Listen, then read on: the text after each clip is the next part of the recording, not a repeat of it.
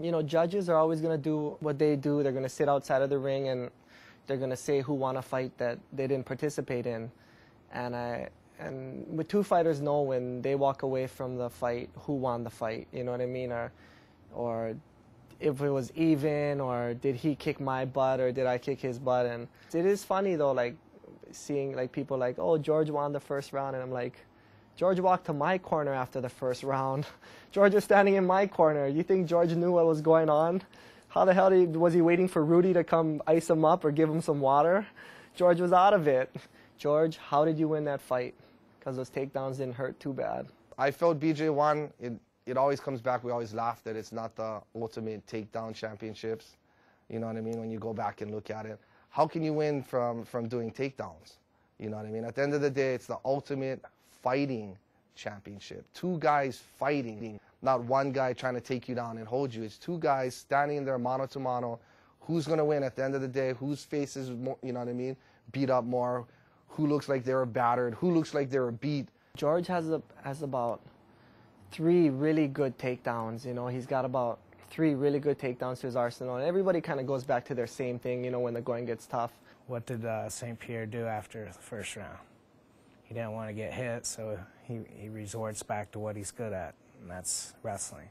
And I think he wanted to control the fight, slow BJ down a little bit. BJ's conditioning wasn't where it should be, but I think it's going to come down to who scrambles the best. The key difference between this fight and the last fight will be the shape.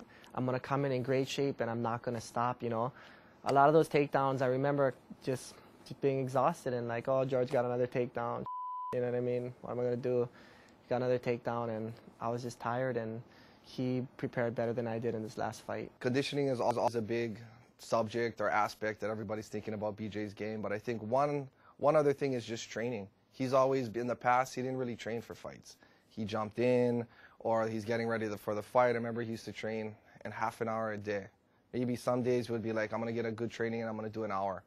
Now it's like he's training 5 or 6 hours. Now it's more like we got to tell him, you got to rest. You got to rest, or you're going to get flat, or you're going to start pushing your body too far. I hoped that they would have stopped bringing it up after I fought Shirk, because, you know, Shirk was supposed to be in all great shape, and this whole thing.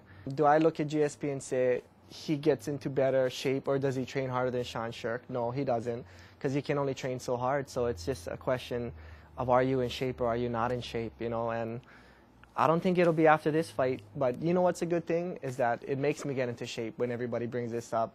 Is BJ going to be in shape? Is BJ going to be in shape? You know, with BJ, he's like a thoroughbred, so you gotta know when to push and know when he needs rest. And I think, you know, as long as we keep him in a happy medium, he's gonna be ready to fight, and his conditioning will take over, because he's doing everything it takes to get him to that level. So I'm not going to be worried about his conditioning. I don't think people will stop asking that question after this fight, because after I beat George St. Pierre, half of the people are going to say BJ's the greatest. The other half of the people are going to say, George is mentally weak. Here, put him against this guy. Here, put him against this guy. You know what I mean? Seriously. I always feel that 170 is my true weight. This is my weight. It's not 155. Everybody says, oh, you look so great at 155. I got to cut weight to make 155. This is my true weight.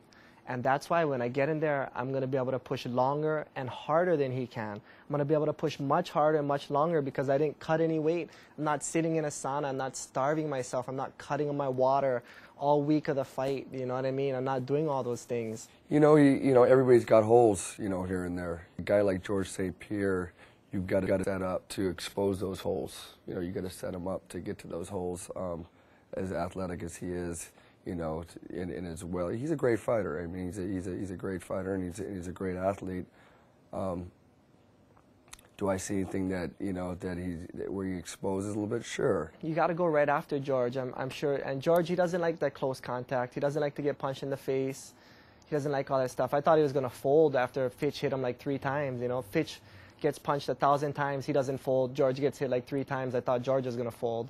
I'm not the kind of guy who had to like live on the street and fight for my food, but I'm a fighter. I look at them. These guys are athletes, you know. Everything they do is just about being a better athlete and this and that. I don't have to be in shape to fight somebody. They would never fight somebody out of shape, you know what I mean?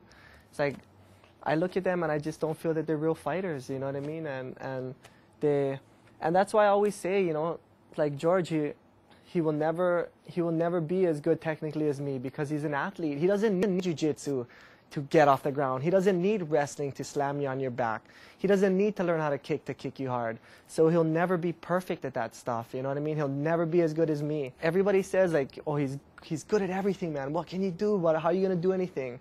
And they say, he's not good at everything. He's not going to be good when I'm mounted on him. He's not going to be good when I'm on his back.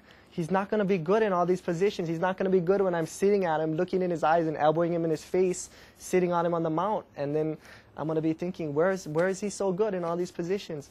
Nobody puts him in these bad positions. Once he gets put in these bad positions, he's the kind of guy, he'll quit. If his arm is extended like this far, he'll tap. Once you put him in the bad position, it's done, it's over. Is it hard to put him there? Yes. Will it eventually happen? It will, because I'm in that good a shape. He'll eventually get there, and the fight's going to be over. He can do this, or he beat all these top guys. He did this, he did that. Like I care. I'm just going to go kick his ass.